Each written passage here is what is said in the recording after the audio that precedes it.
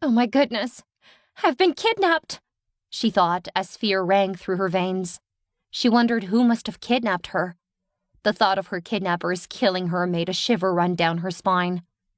She began to wonder who must have kidnapped her. She had no enemy.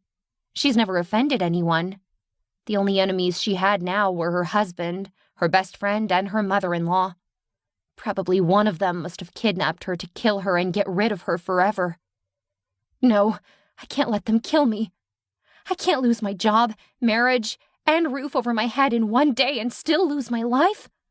I need to get out of here, she thought as she struggled to loosen the rope used to tie her hands. Just then she heard noises coming from outside the room she was in, and suddenly the door to the room burst open and someone walked in and closed the door. Who's there? Hannah yelled in fear. She had seen someone enter the room and lock the door. She became scared. Suddenly she felt someone climb onto the bed and got on top of her. It wasn't anyone. It was a male figure. Let go of me! She yelled as she tried pushing the figure that was on top of her, but he was just very strong. He groaned softly and kissed her on her lips passionately.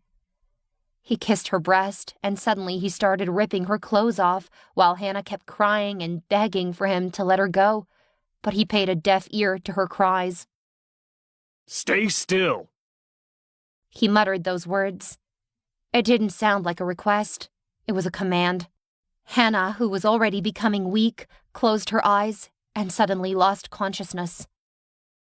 The crowd could be seen gathered in a particular area in the street of Atlanta, staring at a female figure who was lying unconscious on the ground with her clothes torn and half naked.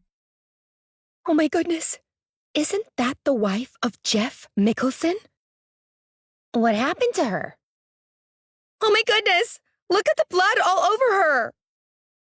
I think she was raped. Do you think she's dead? A lot of people talking and taking pictures. The noises from the surrounding woke her up, the sound of cameras clicking. Hannah opened her bleary eyes, and then she could see the crowd surrounding her. She felt so weak.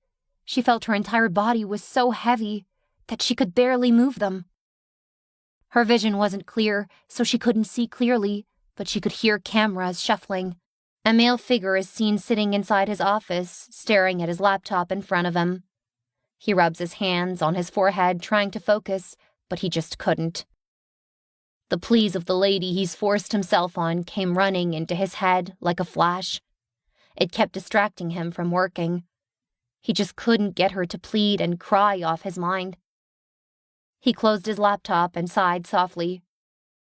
Just then, his best friend Liam walked inside his office, with his hands tucked inside the pocket of his trousers.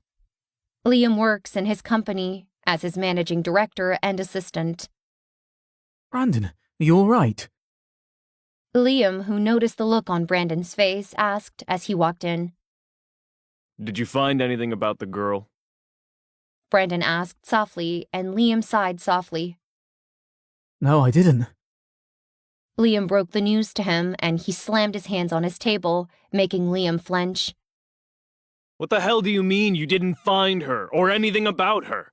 You brought the girl and drugged me to sleep with her. You took her away before I was awake and dumped her in God knows where, and you're telling me you didn't find her?